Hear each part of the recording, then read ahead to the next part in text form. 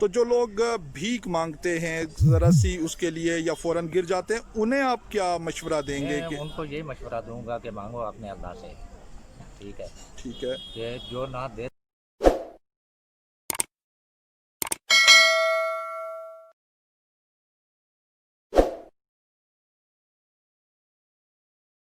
السلام علیکم جی، غضنفر علی منہاس مخاطب ہوں آپ سے۔ اچھا ایسا ہے جی کہ میں آج یہاں موجود ہوں G10 INT سینٹر اسلام آباد میں یہاں کچھ گاڑی کا کام کروانے کے سلسلے میں آیا ہوا تھا، اور یہ صاحب میرے سامنے موجود ہیں۔ میں ابھی ان کا نام نہیں جانتا، میں ابھی ان سے جان لوں گا۔ اور یہ بنیانیں جو ہیں، عید ہے، ایسے 2 دن بعد عید ہے، آج 30 جولائی ہے اور پرسوں 1 اگست کو عید بھی ہے، اور یہ ایک صاحب یہاں ہیں، یہ بنیانیں بیچ رہے ہیں، تو میں نے بھی ان سے تھوڑا سا 2-3 بنیانیں لی ہیں۔ ان سے ہم جاننے کی کوشش کریں گے کہ یہ بنیانیں کیوں بیچ رہے ہیں اور بھیک کیوں نہیں مانگ رہے۔ نارملی چونکہ ان کی ایک ٹانگ میں وہ دیکھ رہا ہوں کہ وہ نہیں ہے، وہ کیوں نہیں ہے یہ بھی ان سے ہم پوچھ لیں گے۔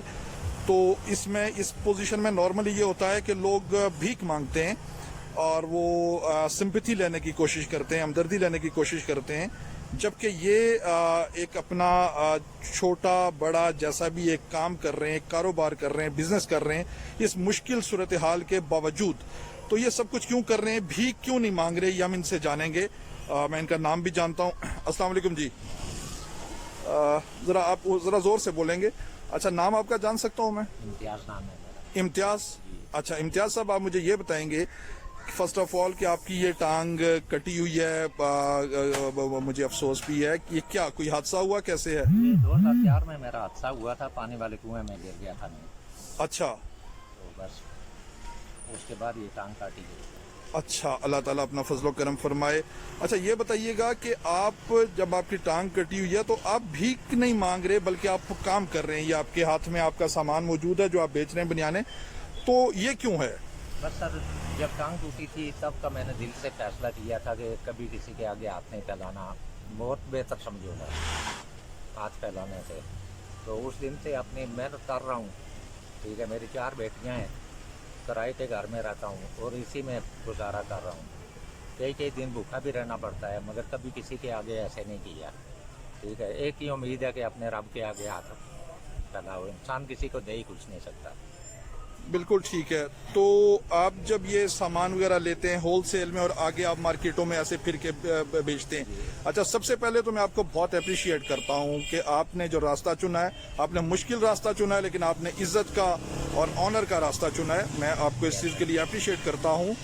اچھا، تو آپ کا اتنا سامان بک جاتا ہے، اتنا آپ لے لیتے ہیں کہ آپ کے یہ معاملات گھر کے چل پائیں؟ بس 10-12 ہزار روپے کا میں سامان صبح لیتا ہوں اور تقریباً 1000 روپیہ 800 روپیہ مجھے بچ جاتا ہے دن کا۔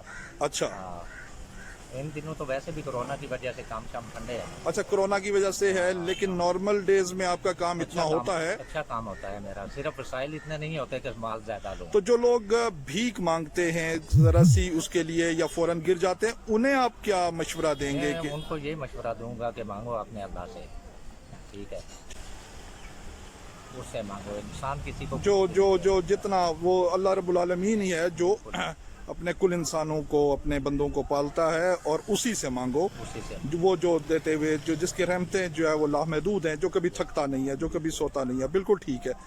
تو امتیاز صاحب آپ کا بہت شکریہ، اور میں آپ کو پھر اپریشیٹ کرتا ہوں، میں آپ کے حوصلے کی داد دیتا ہوں کہ آپ جس طریقے سے اپنی محنت کر رہے ہیں، حلال رزق کما رہے ہیں، اور اللہ رب العالمین اس میں آپ کو برکت اور کامیابی عطا فرمائے۔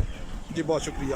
تو جی دوستو، یہ ہے یہ امتیاز صاحب سے ہماری بات ہوئی ہے، یہ دیکھ رہے ہیں آپ، ان کا جو سٹک ہے وہ انہوں نے ساتھ رکھا ہوا ہے، سامان یہ کچھ تھوڑا سا لیتے ہیں اور اس کو بیچتے ہیں۔ تو دعا ہے کہ اللہ رب العالمین انہیں ان کے کام میں کامیابی اور برکت عطا فرمائے۔